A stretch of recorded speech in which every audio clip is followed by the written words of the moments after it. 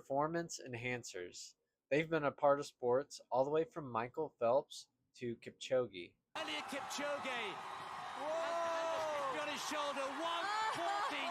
And that's why today we're talking about what most entry-level runners misunderstand: fueling up during your runs. Now, I know what you're thinking. If you're new to running and you clicked on this video, the idea of eating while you're running kind of sounds crazy. If anything, it sounds counterintuitive. You might be running because you eat too much. But the longer you run, the more necessary it becomes. That's why there's a whole industry built around running gels. Sure, eating donuts to me sounds heavenly. I will buy lunch. You can have as many burgers as you want. Welcome to the FBI. But there's a catch to this. You can't just eat anything. You need something that actually gives you energy and that you're not going to crash. Sorry, folks. I'm very sorry about the time losing my up here. Actually, you have every right to. We're about to crash. In this video, we're going to do a little experiment that's hopefully the first of many, because there is lots of fuel gimmicks and hacks and things that I'm sure that I will need to try.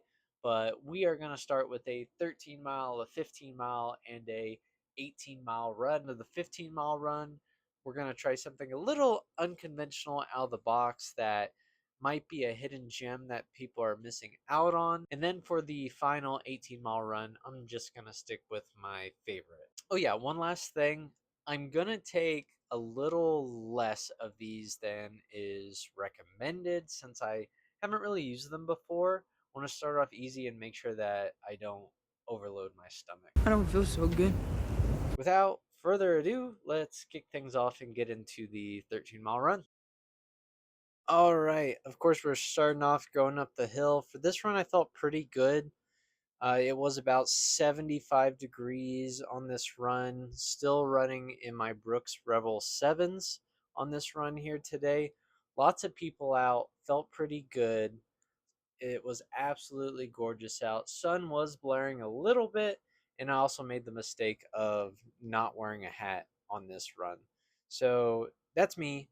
We are going to try every 30 minutes to eat one of these. That doesn't always work out. If I feel like I need some fuel, I'm going to take the fuel right when I need it. That's kind of the purpose of this. So we'll see how that goes later in the future beyond this little experiment to see how much intake I really do. But we are coming up on the 4-mile marker, which is going to be, for me, where I take the first gel. I'm not going to really talk about these till afterwards, but you saw my reaction. All right, so I actually started speeding up right about here. This is the 5-mile marker right here. And this is also the point where something amazing happened that you're not going to believe. I was running behind this guy that looked like David Goggins. And when I got up to him, I kind of did like this like side-eye thing. And I was like, man, I think that's David Goggins. And then he goes, stay hard. Stay hard, guys. Like, I think I just blew past a freaking legend, guys. Like, oh my God. And I should have stopped and really looked at him, but I was scared. And I figured when I turned around, which right here at this point, I'm turned around, that I would run past him and see him. But there's like this church, and I think he went behind it, or yeah, behind it, and I went in front of it right at this part. And I think we just missed each other. So not 100% confirmed, but yeah, I just ran past David Goggins. But yeah, that's the end of that run. Let's move on now to the 15-mile run. See what we have here. All right, so I'll talk a little bit here while the 15-miler here is starting. Got a little intro showing what is the next product that I chose for the 15-mile run. I hope that none of you guessed it. Why would you? But yeah, let's talk about the 13-mile run. So that first product was goo. It was I believe a raspberry lemonade flavor, if I'm not wrong. And it was very oily. I didn't like how it coated my mouth, but the flavor was really good. I do have something to admit though. It did run through the washer and the dryer before I tried consuming it. But this was pretty much an instant throwaway. I did not finish. I took like one more bite off video that you didn't see, and I just couldn't handle it. Threw it away promptly and went on with the rest of the run. Did feel a little bit of a boost about like a mile and a half later. Now the second thing that I tried, it is by Magic Spoon. You may know them for their cereal. It was quite good, but it was like a Rice Krispie bar, so I kind of like chipmunked it. And same thing, got energy about a mile and a half later. On both of these, my stomach was upset just a little bit right after eating them. Okay, so not sure if these are for me. I know that one of them did run through the washer and dryer, but I honestly feel like that didn't affect it that much. I have a feeling that it was that specific flavor.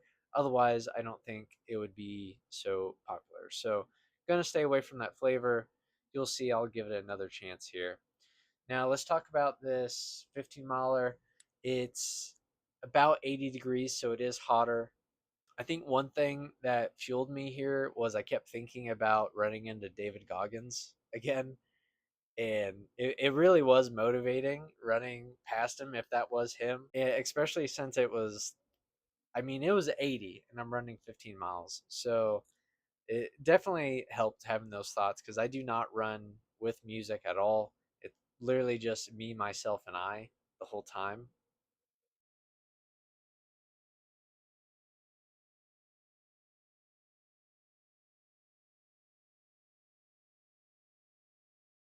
All right, there's the view of the city looking beautiful.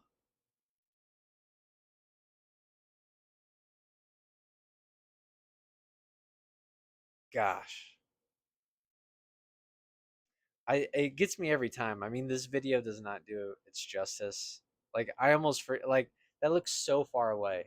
I'm just like, dude, I just ran away from freaking city. Now I got a little surprise here coming up. So we had David Goggins in the last one.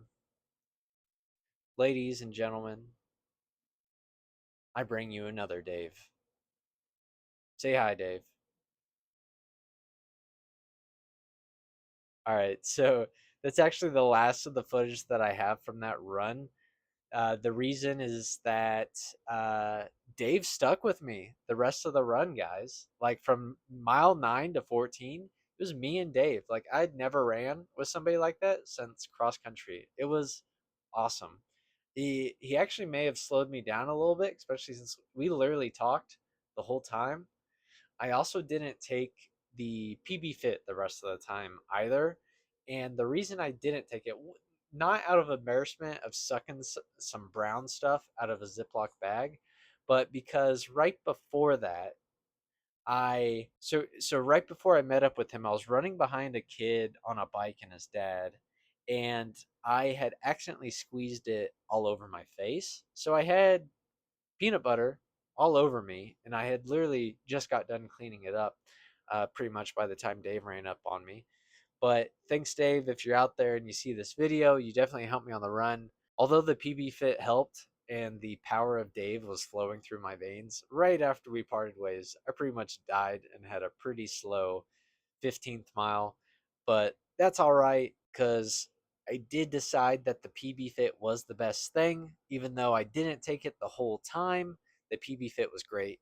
One thing I forgot to mention about it is I did put some chocolate protein powder in there.